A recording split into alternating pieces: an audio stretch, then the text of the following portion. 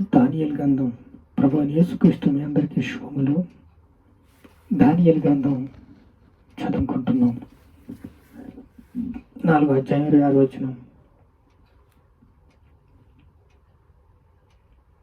నా ఏలిన వారి గురించి చేసిన తీర్మానం ఏమనగా, దానియేలు చెప్తున్నాడు,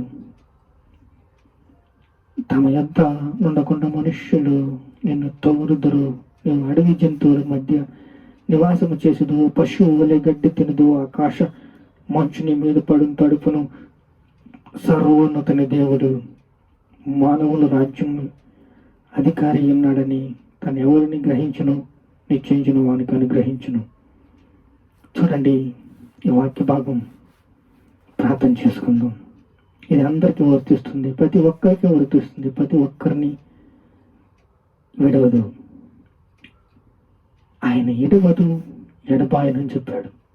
అలాగే గర్వము ఒక్క మనిషిని ఏ రకంగా తినేస్తుందో దీంట్లో పొందిపరిచారు. నెబుకద్నెజరుకి గర్వం వచ్చేసింది. తను గర్వించిన గర్వము ఎలాగంటే చాలా భయంకరమైన గర్వము. 7 సంవత్సరాలు తనకి శిక్ష వచ్చేసింది. దానియేలు గురించి చూపించాడు, కలభావం చెప్పాడు. చెప్పి ఒక పరిశుద్ధుడు వచ్చి విస్మయం ఉంది, బెల్షాజర్ ఈ దర్శనము దాని భావము కలవరపరిచాడు. ఆయన అయితే 19వ వచనం చూస్తే, నా ఎన్నివాడ దర్శనము తమరి ఈ దర్శనము తమ ద్వేషించే వారికి కలుగును గాక, ఈ దర్శనము తమ ద్వేషించే వారికి కలుగును గాక అని చెప్తున్నాడు. 7 కాలాల పాటు నీకు శిక్ష అనుభవిస్తావు. పశువుల వలె నువ్వు తడుస్తావు, మంచు నిన్ను తడుపుతుంది, జనముల మధ్య నుంచి నువ్వు తోరు పడతావు, పశువుల్లాగా గడ్డి తింటావు, ఆకాశ పక్షులు మంచు నీ మీద పడుతుంది. సర్వోన్నతుని దేవుడు మానవుల రాజ్యం పైన అధికారి ఉన్నాడని తెలుసుకుంటావు.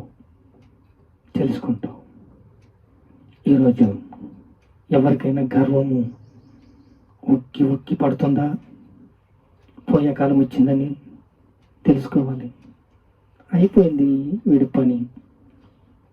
నాశనానికి ముందర గర్వం నడుస్తుందంట. ఎవరికి పోయే కాలం వచ్చిందంటే గర్వం ఉన్న వాళ్ళకి, సింహాసనం నుంచి దిగిపోయే వాళ్ళకి, సమయం అయిపోయిన వాడికి.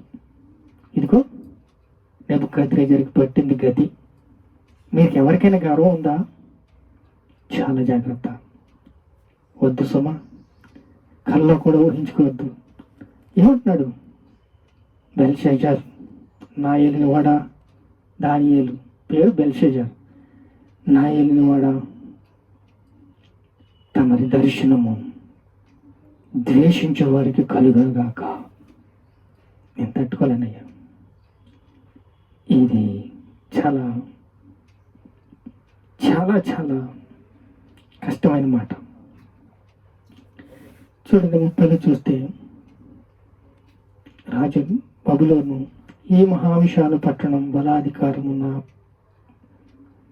ప్రభావమంతయు కనుపరచుటకు నా రాజధాని నగరమే నేను కట్టించి తిని కదా, ఈ రాజధాని నగరి నేను కట్టించి తిని కదా అని తనలో తాను అనుకొని, రాజు నోట ఈ మాట ఉండగానే ఆకాశం నుండి ఒక శబ్దము వచ్చిన, ఏదనగా రాజాగు నెబుకద్నెజర్, ఇది నీకు సంభవిస్తుంది. ప్రకటన.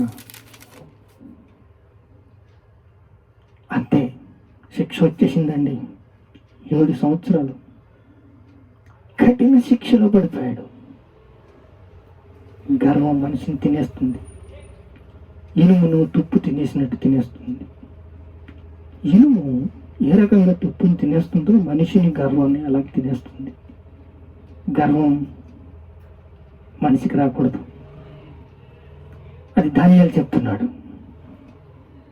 కానీ దేవుడు ఏమంటున్నాడు చూద్దాం. ఆ గడియలో నేను నెబుకద్నెజరు సంభవించిన మానవుల నుండి అతన్ని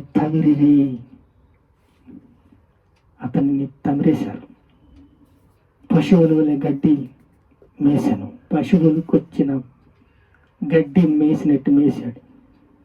ఆకాశమంచు అతనిని దేహమంతయు తడపగా తన వెంట్రుకలు పక్షిరాజు రెక్కల వలె ఈకల వంటి ఈ గోళ్ళు పక్షులు గోళ్ళు వంటి వాయును.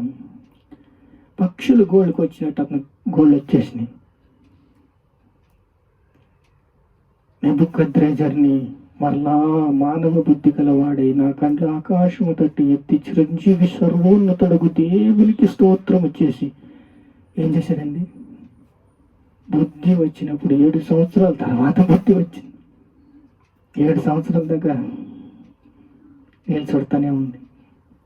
7 సంవత్సరాల తర్వాత బుద్ధి వచ్చింది. బుద్ధి వచ్చినప్పుడు తనకు కలిగినది దేవుడికి ఏం చెప్తున్నాడు? స్తోత్రం చెప్తున్నాడు. ఎవరికైనా బుద్ధి లేదా? గర్వం ఉందా? మీకు చాలా సంవత్సరాలు పడుతుందా? పాట బుద్ధి వచ్చినప్పుడు, జ్ఞానం ఉన్నప్పుడు దేవునికి స్తోత్రం చేస్తారు. పూర్ణ ఉదయంతో, పూర్ణ ఆత్మతో, పూర్ణ శక్తితో, పూర్ణ బలముతో దేవుణ్ణి ఆరాధిస్తారు. గర్వం మనిషికి మంచిది కాదు. గర్వము మిమ్మల్ని తినేస్తుంది. గర్వము ఈ అధ్యాయం చదవండి, 4వ అధ్యాయం చదవండి, ధ్యానించండి. నేను చెప్పేది అక్షరాల ఉంది. ఏమంటున్నాడు? కాలము గడిచిన పిమ్మట నెబుకద్రెజర్ నేను మరలా మానవ బుద్ధి గలవాడై నా కండ్లు ఆకాశము తట్టి ఎత్తి చిరంజీవియు సర్వోన్నతుడు దేవునికి స్తోత్రము చేసి ఘనపరిచి స్తుతించి ఆయన ఆధిపత్యము చిరకాలము, ఆయన రాజ్యము తరతరములున్నవి. భూనివాసులందరూ ఆయన దృష్టికి ఎన్నికకు రాని వారు. ఆయన పరలోక సేనల ఎడల భూనివాసుల ఎడల చిత్తము జరిగించువాడు. ఆయన చెయ్యి పట్టుకుని చేయుచున్నాడు. ఆయనతో చెప్పుటకు ఎవడును సముద్రుడు కాడు. ఆ సమయముందు నాకు బుద్ధి మరలా వచ్చును. రాజ్య సంబంధులు ప్రభావము, నా ఘనతయు, నా తేజస్సు నాకు కలిగను. మళ్ళీ ఆయనకి మామూలు యాక్టివ్గా రాజు అయిపోయాడు.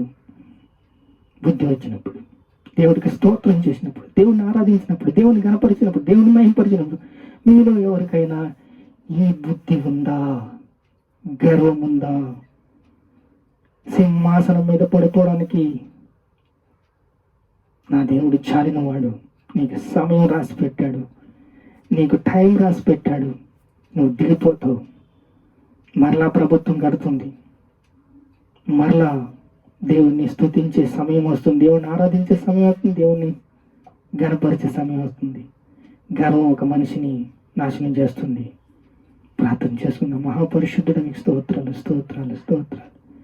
యేసయ్యా, గర్విష్ఠులందరూ తండ్రి ఎంతో నాయన ఏరుతో తగిలింపబడి సముద్రంలో పడవేయబడిన కాక గర్వాన్ని తీసివేయమని ప్రభువా, ఈ గర్వాన్ని తీసి సాత్వికమైన హృదయం, నెమ్మదిమైన హృదయం, మెత్తనైన హృదయం, మృదువైన హృదయం ఇవ్వమని తండ్రి జ్ఞాపకం చేసుకోమని, పూర్ణ ఉదయంతో మిమ్మల్ని ఆరాధించే కృపనిమ్మని. స్తోత్రం చేసాడు నెబుకద్రెజర్. బుద్ధి వచ్చింది. మరలా తన సింహాసనాన్ని తాను ఎక్కాడు. ప్రభువా, నీకు స్తోత్రాలు, స్తోత్రాలు, స్తోత్రాలు, స్తోత్రాలు, స్తోత్రాలు. ఘనత, మహిమ, ప్రభావాలు నీకే చెల్లిస్తున్నాం తండ్రి. ఆమేన్.